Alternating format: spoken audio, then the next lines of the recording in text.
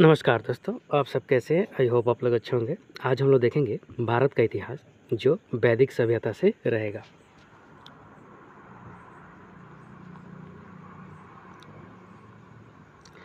वैदिक सभ्यता के निर्माता आर्य को माना जाता है, जो मध्य एशिया के रहने वाले थे और वे धीरे धीरे भारत में समूह बनाकर आते गए।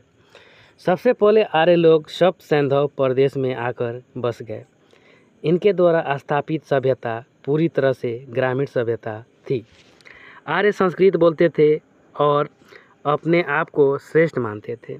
इस काल में जो लोग संस्कृत नहीं जानते थे उसे अनार्य कहा जाता था। ऋग्वेद में आर्य शब्द की चर्चा 36 बार किया गया है। ऋग्वेद में अफगानिस्तान की 4 नदियों की चर्चा की गई है, जो वर्तमान समय में निम्नलिखित नाम से जाने जाते हैं: कुंभा काबुल नदी, कुर्मो कुरम नदी, गोमल गोमती नदी, सुवास्तु स्वात नदी।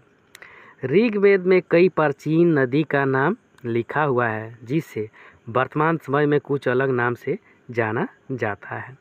प्राचीन नदी और आधुनिक नदी: अस्कनी चिनाब, सतुद्री सतलज, प्रोशनी रावी, विपाशा ब्यास नदी, सदानीरा गंडक नदी है।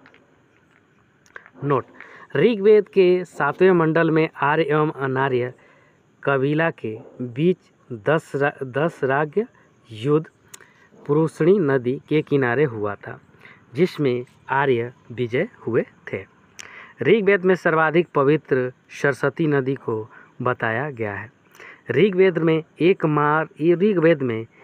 बार गंगा नदी की चर्चा एवं मात्र 3 बार यमुना नदी की चर्चा किया गया है। वैदिक कालीन प्रमुख नदियाँ और प्राचीन नाम: चेनाब, अस्कनी, रावी, प्रोशनी, ब्यास, विपाशा, सतलज, सुतिदी और गंडक, सदानीरा, काबुल, कुंभा, कुरम, गोमल, गोमती, घग्गर, दृष्णि और स्वात, सुवास्तु, झेलम, बितिस्ता। आर्य सभ्यता का दक्षिण भारत में विस्तार अगस्त ऋषि के द्वारा किया गया था। मगध क्षेत्र की चर्चा पहली बार अथर्ववेद में किया गया है। इस वेद में इस क्षेत्र को अछूतों की भूमि या अनार्यों की भूमि कहा गया है। यजुर्वेद का ब्राह्मण ग्रंथ शपथ ब्राह्मण ग्रंथ में कहा गया है कि राजा विदेह एवं उनके पुरोहित गौतम राहुगण ने आर्य सभ्यता का विस्तार करने का प्रयास किया। वैदिक कालीन राजनीतिक जीवन: इस काल के राजनीतिक जीवन की सबसे छोटी इकाई परिवार होता था, जिसे कुल कहा जाता था और कुल के मुखिया को कुलप कहा जाता था। कई कुल मिलाकर एक गांव बनता था और गांव के प्रधान ग्रामिक होता था। कई गांव मिलाकर 20 बनता था और इसका प्रधान विस्पति कहलाता था। कई 20 मिलाकर जन बनता था और जन का प्रधान राजन होता था। ऋग्वेद में चर्चा सर्वाधिक 275 बार किया गया है, जबकि 20 की चर्चा 170 बार किया गया है। ऋग्वेद में महाजनपद की चर्चा एक बार भी नहीं किया गया है। ऋग्वेद में सभा, समिति एवं विदत नामक संगठन की चर्चा मिलती है, जिसमें सभा की चर्चा 8 बार, समिति की चर्चा 9 बार एवं विदव की चर्चा सर्वाधिक 122 बार किया गया है। 12 रत्नी शपथ ब्राह्मण में वर्णित है, जैसे ग्रामीण, युवराज, पटमहिषी, पुरोहित, सेनानी, सूत, अक्षवाप, छत्ता, भागदूत, संग्रहिता, पालागल और गाविकृति। सभा उच्च वर्ग श्रेष्ठा जनता का संगठन था, जबकि समिति सामान्य वर्ग का संगठन था। इस काल में राजा को सलाह देने के लिए कई पदाधिकारी होते थे, जिसमें सबसे प्रमुख पद पुरोहित का होता था, जो राजा को सलाहकार होते थे। संघोत्रा कोषाध्यक्ष होते थे, जबकि संहिताता राजस्व को वसूलते थे। गोविकर्तन जंगल के प्रधान होते थे। वैदिक काल में राजा का मुख्य कार्य गाय की खोज करना होता था और इस काल में अर्थव्यवस्था गाय के आधार पर निर्धारित किया जाता था। ऋग्वेद में भरत कबीला कुल का राजा सुदास था और इसका पुरोहित विशिष्ट की चर्चा मिलती है। दूसरी तरफ अनार्यों का पुरोहित के रूप में विश्वामित्र की चर्चा मिलती है। ऋग्वेद के 7वें मंडल में 10 राजयुद्ध की चर्चा मिलती है, जिसमें एक तरफ आर्य शाखा थे तो दूसरी तरफ अनार्य शाखा थे। यह युद्ध पुरुषणी नदी रावी नदी के किनारे हुआ था, जिसमें आर्य कुल की विजय हुई थी।